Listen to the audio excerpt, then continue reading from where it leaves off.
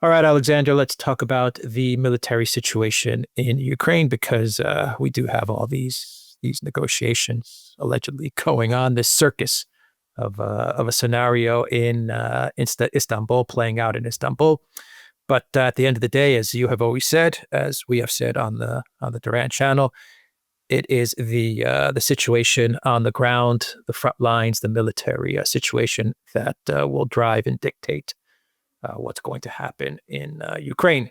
And the the collectivist media and even some of the mapping channels that were very close to Ukraine have started to delay or pause or just outright stop the coverage of what is Yeah, happening on the ground. yes. And they're doing that because the Russian advances are getting greater and greater with each passing day. More and more villages are being captured. The Russians are moving across five fronts now, Yeah, five, four, five, six fronts, yes. and the Ukraine military is looking like it's coming very close to a collapse, especially in certain fronts like in the Donetsk front towards Pakrovsk, towards that area, and we are seeing the Russian army approach key towns like Slavyansk, Kramatorsk. Anyway, your thoughts on what's You, going on? you you are absolutely correct, and you are absolutely correct about a certain point that the mapping channels, some of them are not reporting events. Deep State, which is the Ukrainian one, is becoming increasingly slow in doing so, though they do sometimes make some very important admissions.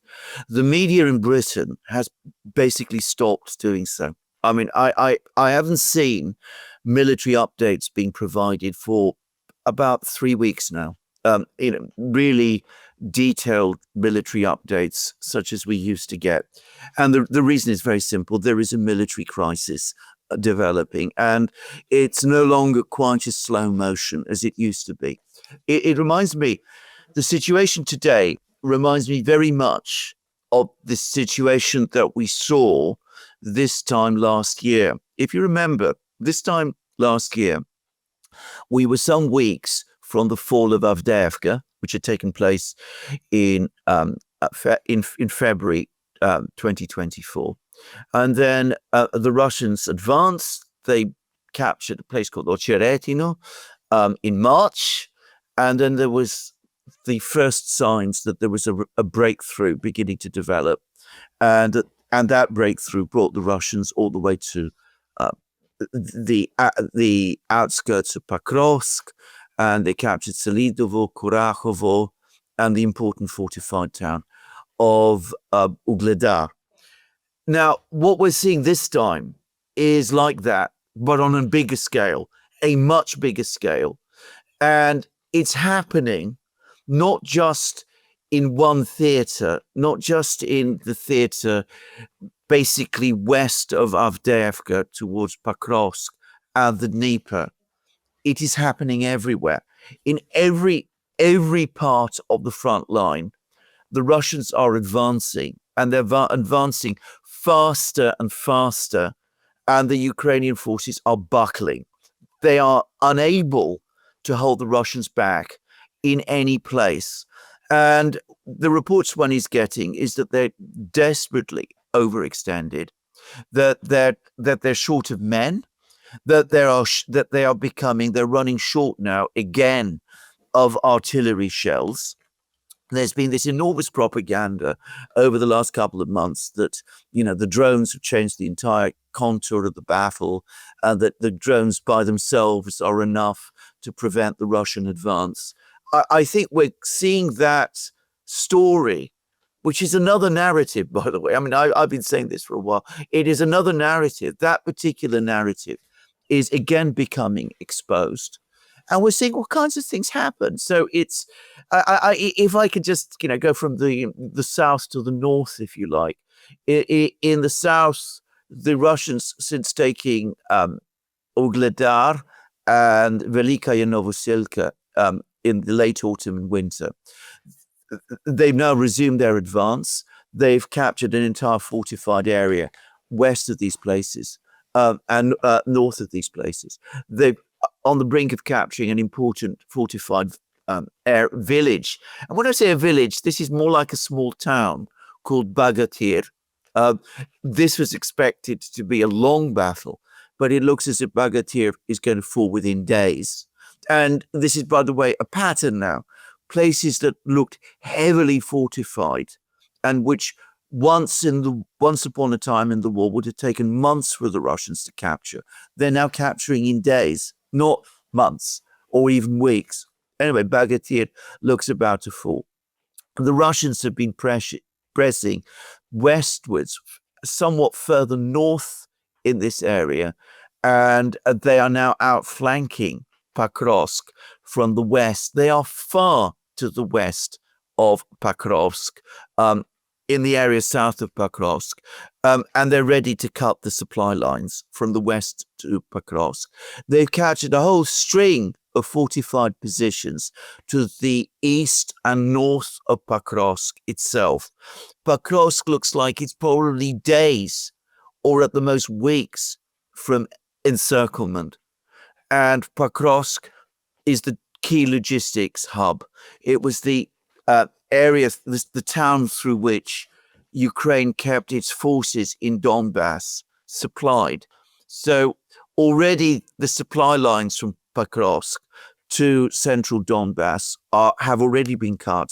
But of course, if Pakrovsk itself falls, which it will soon, then of course, not only is that supply hub lost to Ukraine, but Ukraine has also, the Russians have also captured a major fortified position which releases their forces so that they can advance even more quickly towards the Dnieper.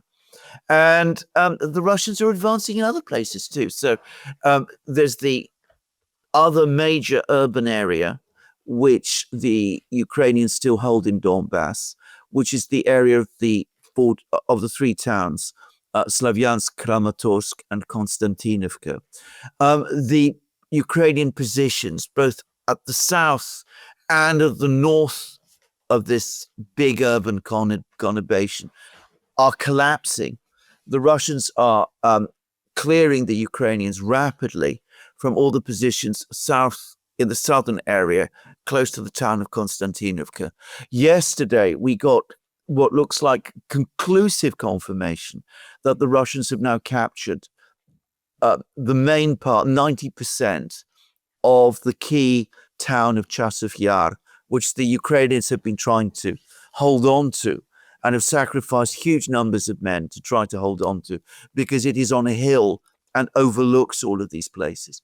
And in the north, further north, close to Slavyansk, the Russians look like they're about to break through and capture another place called Liman, which they held for a few weeks in 2022, which puts them in the same kind of position to overlook Slavyansk. So the northern part of this conurbation, Slavyansk, Kramatorsk, Konstantinovka, looks threatened as well.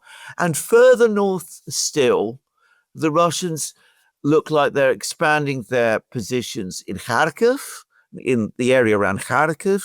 It looks like they've essentially captured the town of Volchansk, which was bitterly fought over. As we know, they drove the Ukrainians out of Kursk region. The Ukrainians made another attempt to break into Kursk region over the last couple of weeks, which failed disastrously.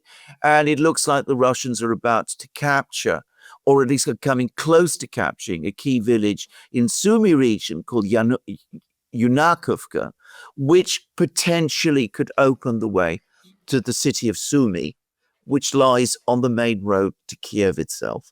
So you can see that this whole line, this whole Ukrainian line, is starting to buckle. The Ukrainians short of men, short of artillery, short of shells, perhaps become over-dependent on drones, even in the area of drones now. However, the Russians have apparently a 5-1 advantage. Which is why they need a pause. Which is why they need a pause. A freeze. Yeah. Exactly. Yeah. They need a freeze very, very bad. What do you make of of Kellogg's statements that after a freeze, if they were to get a freeze, then you would be looking at European forces in the West. Does Kellogg, does his team understand that Ukraine in the East is about to collapse, and basically they want to try to secure some of the Western parts? Well, probably. In fact, I'm sure that is partly the thinking. I think there may be some element of that. I think also, and this is what I think Kellogg and the neocons are saying to themselves, is look, even if we lose Eastern Ukraine, which, they're hoping still, I think, to avoid that. I mean, Kellogg talks about a freeze, which will preserve Ukrainian control of large stretches of eastern Ukraine. I mean, Kharkiv, Sumy are still under Ukrainian control. Zaporozhye city still under Ukrainian control. Slavyansk, Kramatorsk, Pakrovsk still under Ukrainian control. So they're hoping that they can freeze the situation before that happens. But if they lose eastern Ukraine, they still hope maybe to send troops into Western Ukraine. And the idea, I think, ultimately is to work towards getting Western Ukraine, what's left of Ukraine, into NATO. You have NATO troops there, you establish NATO bases there, you eventually get Ukraine into NATO, you then get your naval base in Odessa, you get a presence in the Black Sea, which is what the neocon strategy has always been. The Russians, of course, opposed this. They made it absolutely clear that for them, the entry of European troops, NATO troops, into Ukraine is completely unacceptable. And as far as the Russians are concerned, it's a deal breaker. What do you think is happening on the northeast border of Hungary, where 2 drones were shot down by the Hungarian military, and Orban actually convened a meeting of his defense team, his defense council? What do you think is happening there? It's an excellent question. I mean, you would have thought that with this crisis developing in eastern Ukraine, the last thing Ukraine would want to do is to start a conflict with Hungary. And, we were in Hungary a few months ago, and Hungary has armed forces, strong armed forces. I mean, they may not be the biggest in Europe, but I mean, I'm sure that the Hungarians, if they were pressed, would give a good account of themselves. So why exactly is Zelensky doing this? Well, I get the sense that here Zelensky carries out whatever orders he's given by Brussels. The EU center wants to break Hungary. They've come up with an elaborate plan to try to circumvent any Hungarian sanctions, or any Hungarian veto of further sanctions. So they want to break Hungary. They want to break Orban. They want to break Fico. And I think that this is an attempt to create additional pressure on Hungary by involving Hungary in some kind of conflict with Ukraine, saying that Hungary is aligning itself with Russia and is acting aggressively against Ukraine. Because remember, whatever fighting goes on Hungary's eastern border, it will inevitably be packaged and presented and spun as Hungarian aggression against Ukraine, not the other way around. And they will use that as a justification to suspend Hungary's EU membership, which will mean, of course, that Hungary will not be in a position to exercise its veto. It's an incredibly dangerous game. Yeah, it's incredible that the European Union is going after their own member state and supporting a country that is not even a member of the Union. It's astonishing. Well, it shows how utterly demented this whole thing has become. We are long past the point when rationality in European policy went out of the window.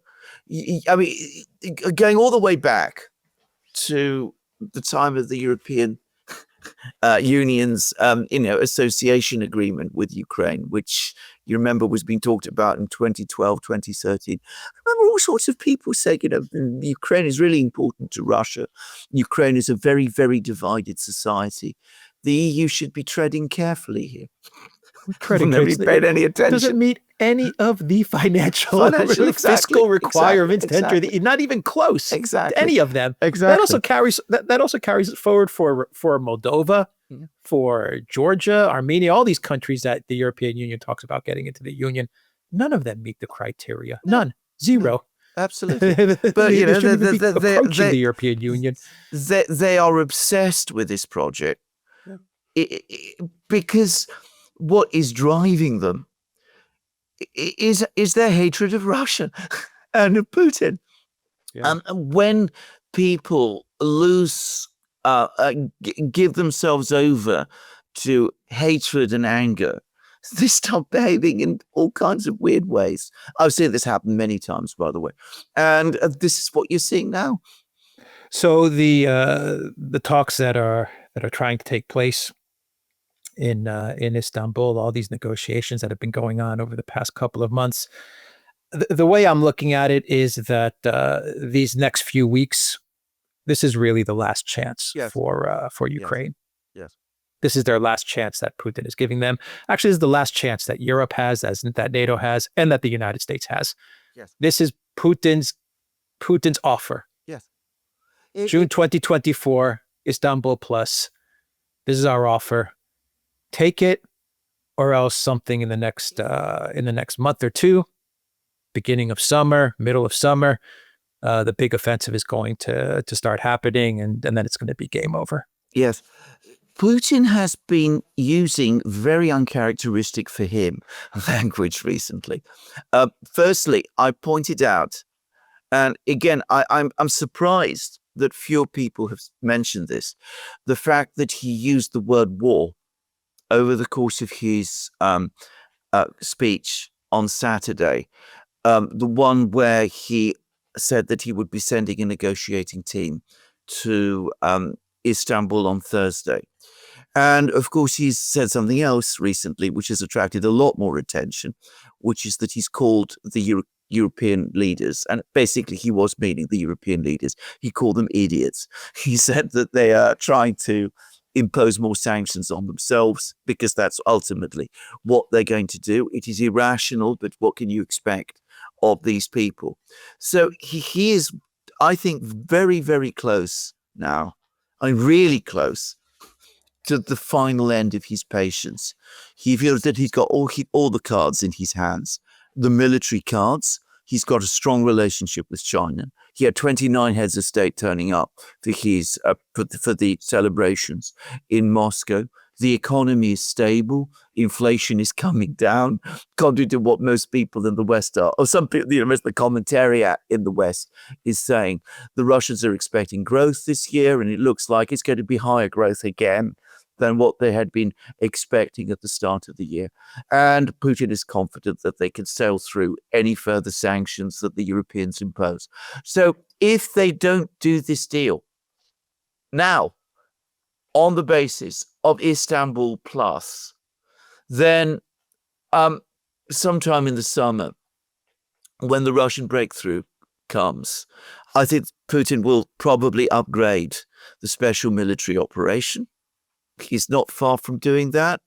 The Russians have been making complaints about some of the actions that the Ukrainians have been taking. The fact that civilians captured in Kursk are being held and being used as bargaining chips. That's what the Russians say. I mean, that's what the Russians are saying. So I can very easily see Putin finally saying in the summer, enough's enough. I've given these idiots, as he's now calling them, every opportunity to make peace. I gave them a big final off-ramp during the Victory Day celebrations. The point has now come when we upgrade it, call it, if not maybe a war, something that is stronger than a special military operation. And at that point, we just go ahead and work to achieve victory. And that means ending the regime in Kiev. We will end the video there. The Duran.locals.com. We are on Rumble, Odyssey, BitChute, Telegram, Rockfin, and X. Go to the Duran shop, pick up some merch like what we are wearing in this video update. The link is in the description box down below. Take care.